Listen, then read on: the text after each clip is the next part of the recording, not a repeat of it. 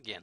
In this example, you will see visual integration and superposition used to evaluate the virtual work integral for the deflection of a frame. We're going to look at this particular frame, familiarizing ourselves with a couple of the details.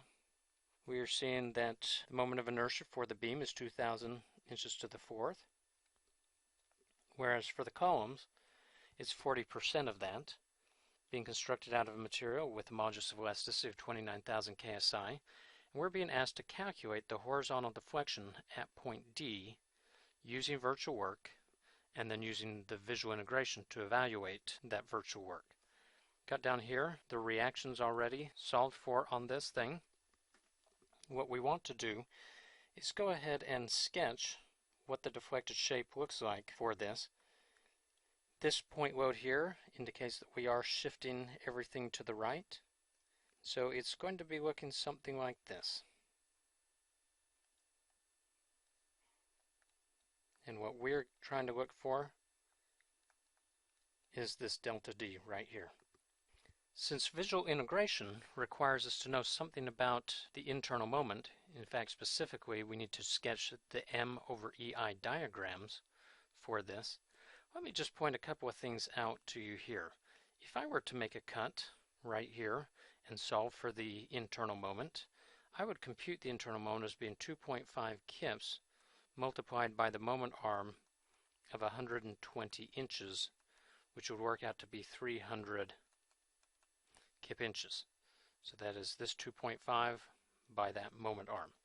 So the internal moment at B we know is 300 kip inches. But remember that we are going to be sketching M over EI diagrams.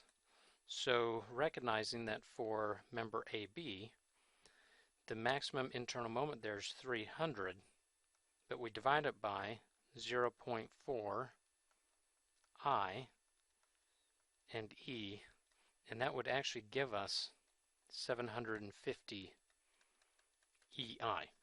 You'll see where that is going to be used here just a little bit later on. Member CD is only subjected to an axial load, so no moment develops there.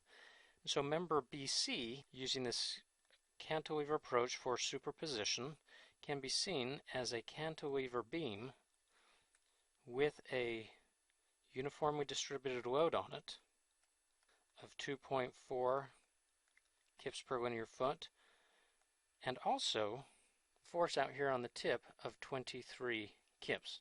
You can probably tell where that's coming from as it just travels up column CD. Now whenever I've got that cantilever beam, it becomes quite easy for me then to use superposition to generate moment diagrams for that. So let's begin with the generation of the moment diagrams.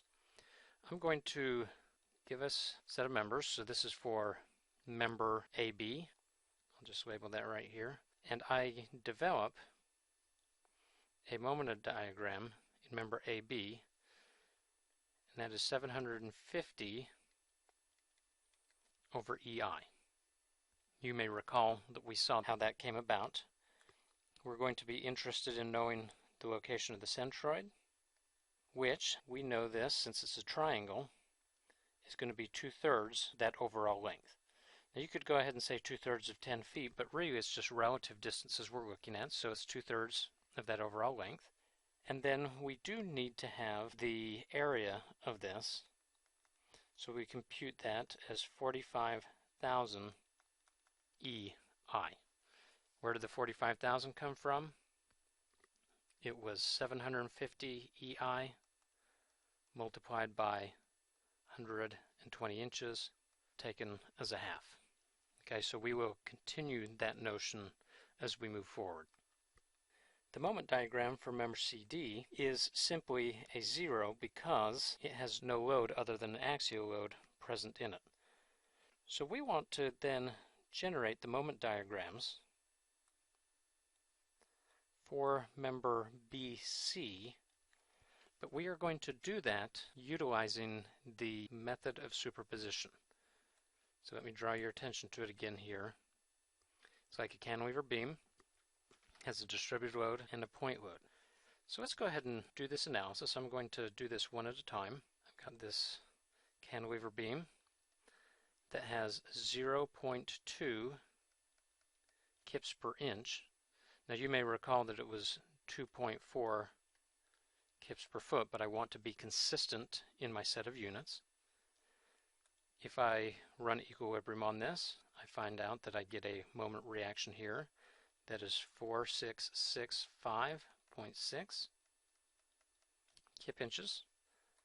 And then I've also got this cantilever beam with this point load here of 23 kips, and that develops a moment on this end of 4968 kip inches. So let's go ahead and get back here and put that up. The point load develops a moment diagram here with this value being 4968 over EI. And for the distributed load, it develops me a moment diagram that is second order.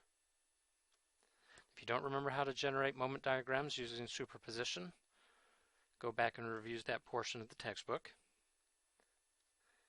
But this comes up to be negative 4665.6. And all these quantities are placed over EI.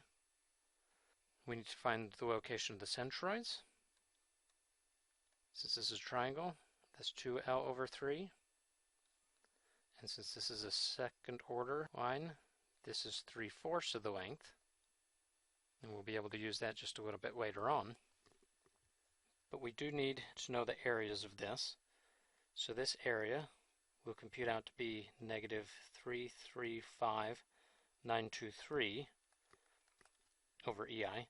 And that's simply using that 1/3 B times H because it's a second order. And it's negative because that moment diagram is on the downside.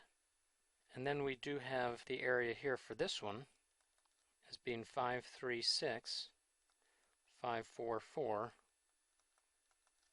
all over EI. Once again, for member CD, we don't even need to calculate areas or centroids because that moment is 0. Okay, once we have those areas, we can then look at the virtual structure. Recall that in order to find the deflection at a certain location, you place a unit load at the location in the direction of the desired displacement. So we did that here, and just notice what the reactions are that develop. Use equilibrium for doing that. We can now generate the moment diagram for this, which is our little m diagrams. Just going to note here that this is little m that we are getting.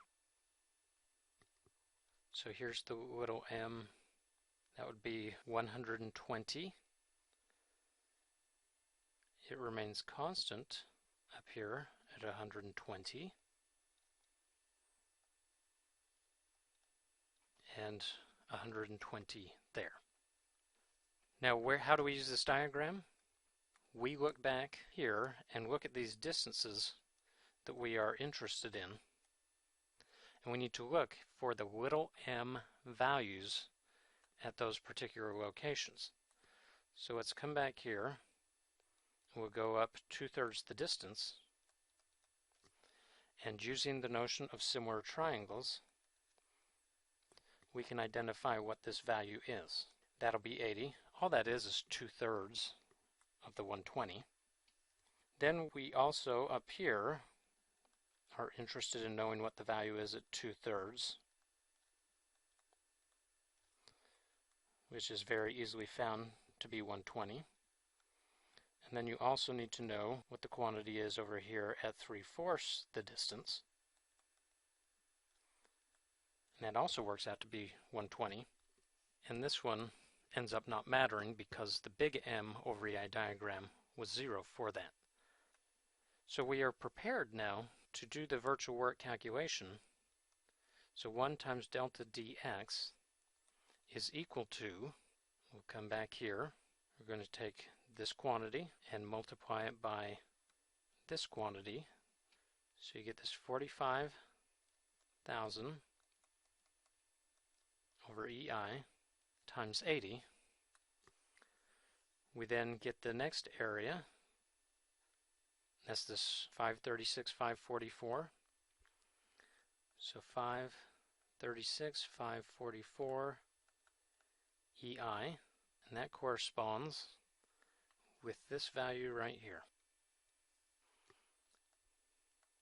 which is the 120, plus, and then we get that last term, negative 335,923 over EI times the 120, and just to confirm where that came from, there's the negative, and that corresponds with that 120 right there.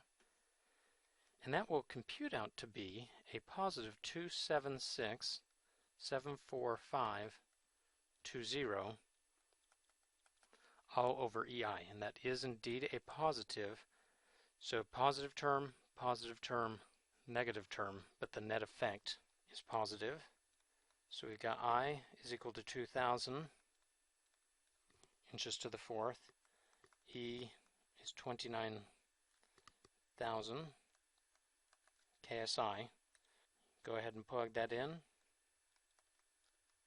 You'd get delta dx is equal to 0.477 inches.